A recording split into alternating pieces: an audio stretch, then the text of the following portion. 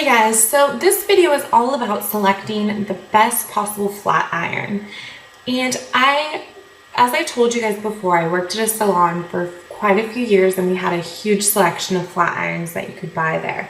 So I learned a lot through trial and error, my own use, other people's feedback of what is important and what's maybe not so important and what's actually worth spending your money on. Now, ideally, if you have about $120 that you're willing to spend towards a flat iron, I would say go for it. A lot of times people will kind of go a little bit cheaper, maybe in the $60 range, because they still want something high end, but those flat irons tend to break a lot sooner than ones that you spend a little bit more on. My favorite brand, which runs about 120 and varies a little bit, is the High, or however you want to say it. I have the copper one. It's the same as just the classic, the news stick it's called, but it's a 1-inch, and I would always recommend getting a 1-inch flat iron. That's point number one. A lot of people want thicker ones because they say they have more hair. Well, actually, you're going to get the job done a lot faster with a 1-inch iron, and this is the reason. When you have a bigger plate, a thicker plate, the heating on that plate is not going to be as even and consistent as it will be with a smaller plate. That means you have to go over the hair multiple times. Also, having a 1-inch plate is going to be a lot more versatile because you can curl your hair with it. You can kind of manipulate the way you use it. When you have a totally flat, thick plate, you kind of can only just grab it down on the hair. And those plates also tend to cause a little bit more smushing, which means your hair is overlapped, and instead of straightening it straight down, you're actually just kind of flattening it or smushing it together, but not really in a straight configuration.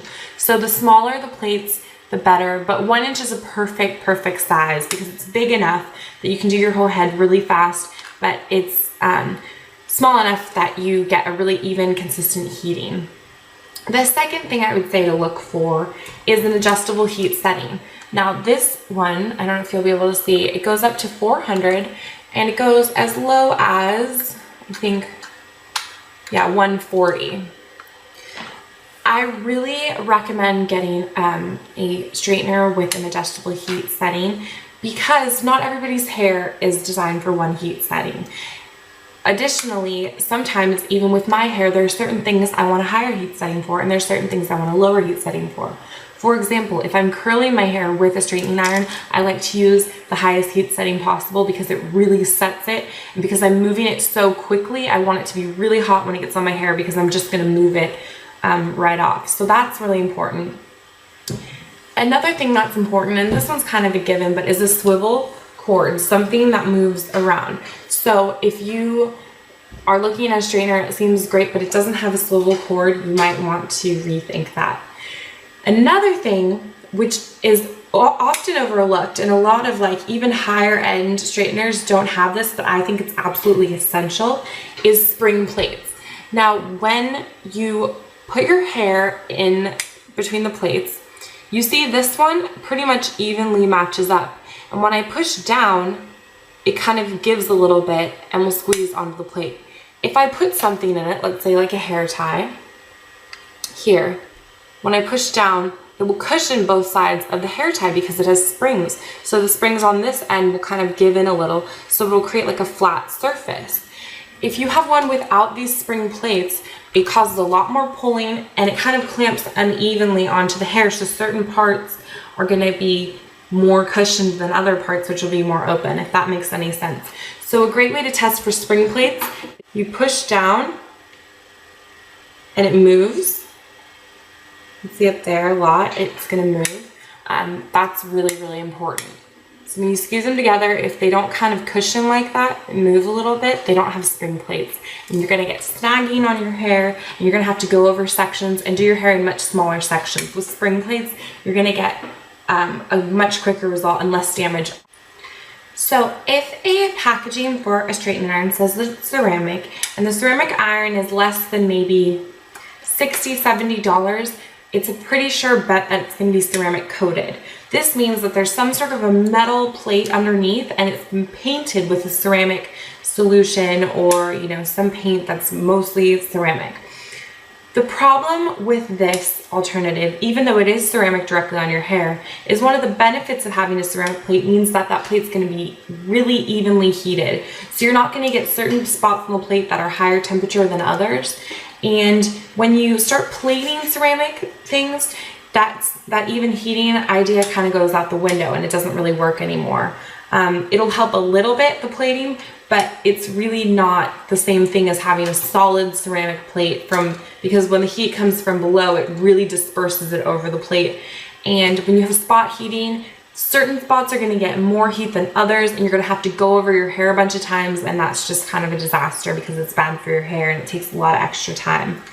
So that's why I would really recommend going for something a little more expensive. It's going to be better for your hair. The plates are going to last longer. Ceramic plating is notorious for chipping off after even as little as 6 months. A lot of times it'll start cracking off from the edges.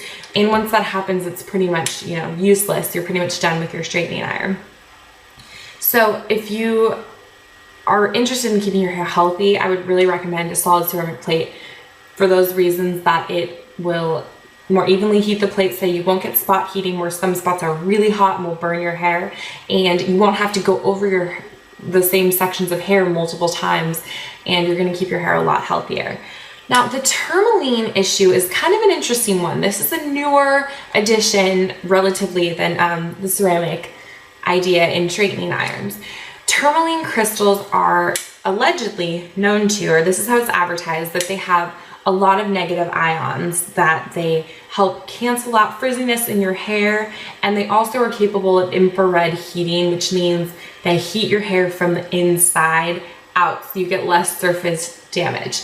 Now, I don't know that I necessarily buy all of that because it is just a organic crystal compound that is mixed into the ceramic. So I don't know if it's capable of doing all those things. I think ultimately you're putting heat on your hair. It's going to damage your hair. You want to minimize the amount of damage it does by heating your hair at the lowest temperature you need to, and by not going over the same strands as often, and just practicing good, good common sense about not straightening your hair like 5 times a day. The tourmaline, I don't believe it's like a quick cure-all, and some people I think that it is. And you'll find tourmaline in lower end ones and really expensive ones, and I think the difference there is just the concentration of the tourmaline crystals in the actual plates. So whether it be a lot of tourmaline or a little, that's kind of the difference there. But the idea behind tourmaline is that it's supposed to help protect your hair from more damage. I don't think it's a necessary ingredient in my plate personally for a straightening iron. I don't notice that it particularly straightens my hair better or makes it smoother. I've used both. I've had straightening irons with tourmaline, like high-end ones with tourmaline, and this is my favorite straightening iron, and it's not on the highest end of the high-end straightening irons. It's reasonable, and I know like $120 sounds not reasonable for an item, but when you consider I've had this one in particular for 3 years, and within that time I owned another one that broke in less than a year that was even more expensive than this one. This is a pretty solid product.